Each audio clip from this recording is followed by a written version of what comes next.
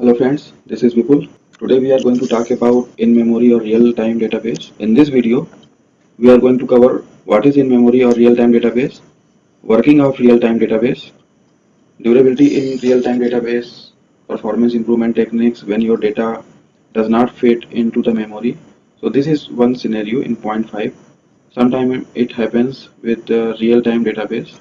It is a common issue that your data volume is more than your system main memory, and in that situation how we should deal with those kind of issues we will discuss. Next we will see comparison between real-time versus relational database, and finally in this video we are going to talk about one use case when you should use real-time database, and relational database might not help here. So what is in-memory or real-time database? So basically, before going to this topic, let's understand how relational database works. Then you can compare working of real-time database and you can get better understanding. So when user fire a query and that query goes to SQL engine, and it search data into hard disk, and hard disk has data and log. This is process architecture of relational database, and in this database when query engine try to find some data, it has to check or scan into the hard disk. So in relational database, however, it is providing durability, it is good for a large volume of data storage, but main concern is performance. When you want to fetch data in less time, then relational database might not give you good performance. So to overcome with this issue, people think storing data into the RAM, because these days RAM got cheaper, and in real-time database, basically data stores into the RAM, and RAM became main memory of the system, and all the operations are captured into a log file, and this log file is stored into the hard disk. So this log file is write ahead log all val file. So just summarize this: in data is stored into the main memory of the system or into the RAM, and log file is stored into the hard disk. So when query engine want to get some data, so it does not require to go into the hard disk. It can fetch data from the main memory, and it will be faster. We will see how it will become more faster, and how relational database is giving less performance than real-time database. Let's compare one data fetching speed. So I have done some research over internet and found some numbers, and I just wanted to show that so you guys can understand what is the uh, difference in terms of data fetching between hard disk, SSD, and RAM. So let's suppose if a particular data volume we are going to store into hard disk, so it is approximately taking 63 MB per second. So this is data fetching speed. So it means if we store any data volume, let's suppose called V volume, so it will take 63 MB per second from the hard disk if we read the data. Another hand, if we store same data into SSD, solid state drive, so this data fetching speed will be increased from 63 MB to 457 MB. So this is a good difference. This is we can say that SSD is giving good performance, but in the same time, if we store same data into the RAM and we fetch with the same data fetching query, so it is giving around 4670 MB per second data fetching speed. So this is a huge difference. So if we just compare between hard disk and SSD, so it is approximately 7 times faster. SSD is faster 7 times than the hard disk. And if we compare between SSD and RAM, so it is approximately 10 times faster.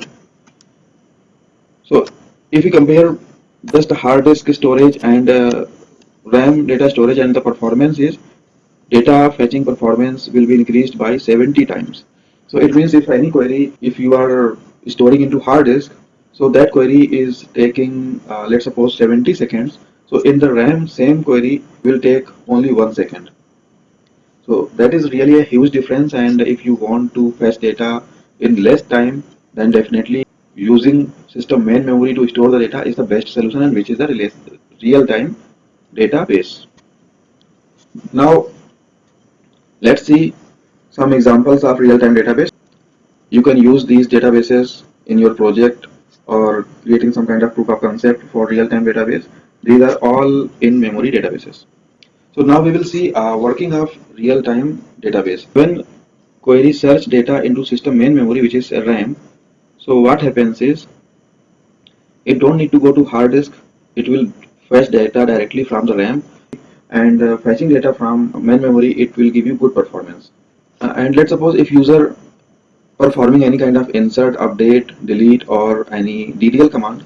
So what happens is those commands will go and do those certain operations into the system main memory, but it always create a log file which is called well file, and it stores into the hard disk. And if any update query, insert query, delete query, so all kind of log it will maintain into the well file. And if let's suppose if you're updating a single record multiple times, so for one update it will create one entry into the well file, and for multiple updates it will create multiple entries. So basically it keep creating logs for DML and DDL operations into the well file inside hard disk. Now you might be thinking that how RAM can work when system got restarted or got crashed, or if there is any system failure, what happens with the data. We will see in next slide. Let's talk about durability in real-time database. So durability is the data persistency. Suppose your system got crashed, so as soon as system crashed or system restarted, so RAM will be wiped out, means all the data existing into the RAM will be wiped out, and there will be no data. So how it will work when system got restart or system got crashed? What happens is there are certain ways to maintain durability in real-time database. So before that, I just wanted to highlight one thing that of course in RAM it is a volatile memory, and each time if any changes into the system in terms of power failure, system crashes, system restart, so all data will be wiped out. So few companies now these days they are doing some kind of research, and however there is no satisfactory output came so far as I know, but they are researching to implement NVRAM, which is called non-volatile RAM, and it will have some kind of capacitor and battery as a power backup. So when your system will get restart, so they will supply power backup, and they will keep the RAM alive, and your data, they will try to save your data. So basically your data will not be gone. But that concept is just under research, and there is no non-volatile RAM so far implemented successfully as per my knowledge. So let's not talk about that. I just wanted to give this small explanation so you guys can understand NVRAM. How to maintain durability in real-time database? Let's see. So there are certain ways. One way is you can create a snapshot, and when your system get crashed, so you can restore back this snapshot. Or another way is, you know, we already have seen in above videos that well file has all the log entries, whatever table has been created, so all DDL commands, whatever data has been manipulated, so all the DML command are stored in the well file in all the log entries. So what real-time database process or system basically do is it execute all the log again, and it will process data, and after successful completion of this log execution, it will repopulate data to the RAM. So both ways will work, but there is one thing to remember with the snapshot. Let's suppose you have taken this snapshot at the period of t, and system got crashed at t+1, then you might lose some data. So you need to be very careful if you are going to restore back data from the snapshot. So always while is the good option, means using while is the good option, and you can restore data by executing all the log entries and repopulate data back to the RAM. So that's how real-time database durability basically works. And so I just explained here. So like a system crash or system restart. So you can either use WAL file or you can use a snapshot, and basically you can again repopulate or restore latest state back to the RAM. So hope you understand this durability concept in real-time database. It may be possible that a user is executing lots of operations and creating lots of objects. So all the log is getting created and entries keep adding into the WAL file into the hard disk.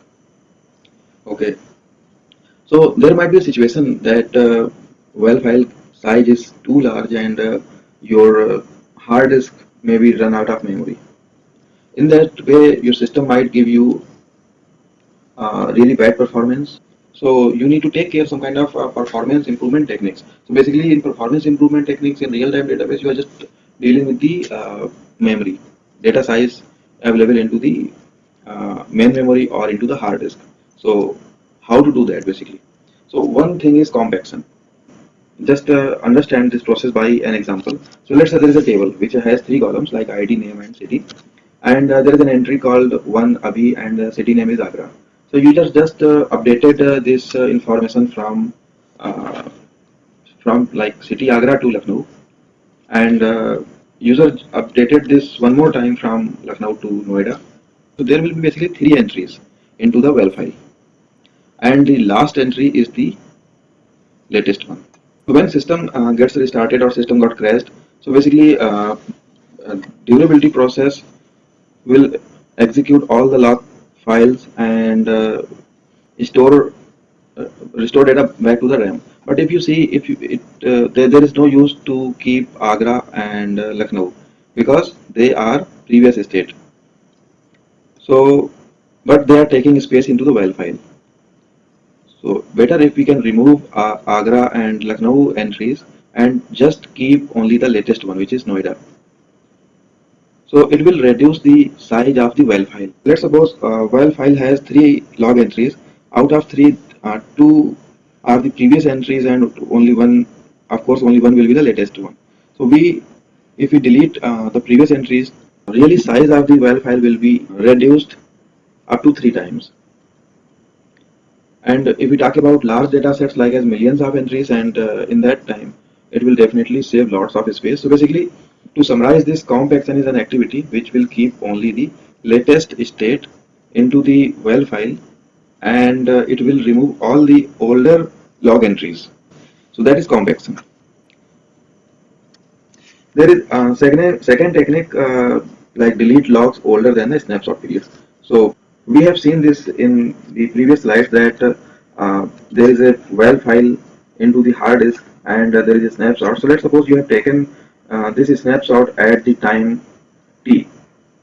So there is a time interval called t. So you have just taken a snapshot at that time. So you basically can remove all the entries into the WAL file prior to the t. So my point is, when you create a snapshot at the time t, so you can remove all the log entries from the WAL file prior to t, because there will be no use. So at the time you want to restore data back to the RAM, so this snapshot can be used, and in that way you can again save some space into the WAL file, and it will help you to improve the performance. Third technique is reducing the data size. So like as use only required columns. So this is about system main memory. In system main memory, if you are fetching some kind of data which is using asterisk, so recommendation is do not use asterisk, use with column names. Avoid large text such as description. Next point is use single character rather than full text. So this is applicable only for such columns which has limited values such as gender column. It has only two values, male or female. For male you can use just a symbol like M. For female you can use just a symbol like F. Next is keep older or historical or less used data into the hard disk rather than into the system main memory. This is important concept with big data and those real-time streaming. It might be possible that your data volume is more than your system RAM. Money costing solution. So if you are uh, having a good budget and you are able to afford a money costing solution, so you can spend more money. You can buy more RAM and get a good robust infrastructure. You can also rent or get a virtual memory from the cloud. Next is time costing solution. If you can compromise with the data fetching performance, maybe you can switch your data storage place like as from system main memory to directly into the hard disk. And there are some kind of eviction algorithm you can write, so they will just wipe out data maybe that is like not used. Let's see next technique. So because many people they may not want to go for money costing or time costing solutions, so they can go for compression. So there's basically there are two kind of compression. So we'll talk about one by one. One is lossless and another is lossy compression. So what happens in lossless compression? So basically we compress data with few simple techniques, and actually it is not a kind of zip file. I just want to clear. Please do not confuse. So let's see how it will work. So basically we load only required columns. We manipulate data type. For example, in your files, you know that particular integer value is not going to exceed by a particular range. So you can just reduce the data size of the data type. So for example, let's just see if like integer 8 data type can store integer from -1 to 8 to 1 to 7, and integer 16 data type can store integer from -32,768 to 32,767. So if you are sure that in your input text integer size is not going to increase by 32,767, so you can just manipulate data type maybe from integer 64 to integer 16 or integer 32 to integer 16. So just a higher to lower uh, data type size. So in that way, you can do that data type manipulations, and it will again help you to save allocated memory. Avoid using those large text column in so that it will save some space. Next is column sparsing. So what is column sparsing? Column sparsing is avoiding those rows which are not required. So let's suppose there is a row which has a column with null value, and you really don't want to take that null value in your system. So you can avoid that. Use single character rather than full text, such as gender column, male will be M, female will be F. We already discussed, so this is just a technique to save data size into main memory. Now talk about lossy compression. I'm not recommending this because uh, before using lossy compression, we need to make sure it is not affecting the business, or all the business users are good with this, because it used to remove data from the memory. So such as modifying integer type. What does it mean? And how it is different from manipulating data types and modifying integer data types. So difference is in lossless compression, we are making sure that uh, value under the particular column is coming within the range, and we are just saving some data by manipulating data type from int 64 to int 16, but we are making sure that there is no loss in the data. But here, if we know that user is fine with little bit less accurate values, so we can just reduce the integer data type from integer 64 to integer 32 or integer 32 to integer 8. Next is select only top and or bottom end. So you can contact with the business analyst and understand what they are mostly looking for. So if they just do some kind of top end or bottom end rows aggregations and analysis, so you can avoid other rows. You just keep only the top end and bottom end results. So whenever a business user will perform analysis, they will get that expected result. But in case if they want to modify their analysis requirement, in that case they will not get that data. So that might be problems. So here my recommendation is, please make sure any business is not impacted, because here there is a chance to lose the data. Let's see comparison between real-time versus relational database. In real-time database, we need to pay high cost because RAM cost is more costly than hard disk, but relational database has low cost. So win situation is for relational database. Real-time database, because RAM is a volatile memory, so every time system got crashed or restart, it has to repopulate the data. However, there is a concept of NVRAM, but it is not in the market so far. In relational database, database is durable. So here win situation for relational database. Next point is crash recovery using WHAL. Due to system restart or system crash, we need to do crash recovery using the WHAL file. In relational database, it is not required because data already existing into the hard disk, and that is a non-volatile memory. So here win-win situation for again relational database. Now, if you talk about performance, so real-time database give you high performance as compared to relational database. So win situation for real-time database. Here it is using AVL tree. So let's suppose if we talk about indexes into real-time database, so generally it is not required any kind of indexes because it is using pointers. But for range query, it will not work. So for range query, we need to implement AVL tree. In relational database, it do indexing through B plus tree. So AVL tree is faster than B plus tree. So win-win situation is for real-time database. In real-time database, no serialization required because data is stored directly into the main memory and it used basically pointers. So serialization is not required. But in relational database, data stores into the hard disk, and it need to be arranged in pages and use some kind of references to find the right data. So basically serialization is required into the relational database. So win-win situation is for real time. If you see win-win situation between real time and relational database are kind of similar. So it depends how you want to use, or what is your requirement. If you want to get data in less time, then go for real-time database. And if time is not an issue, you can go with the relational database.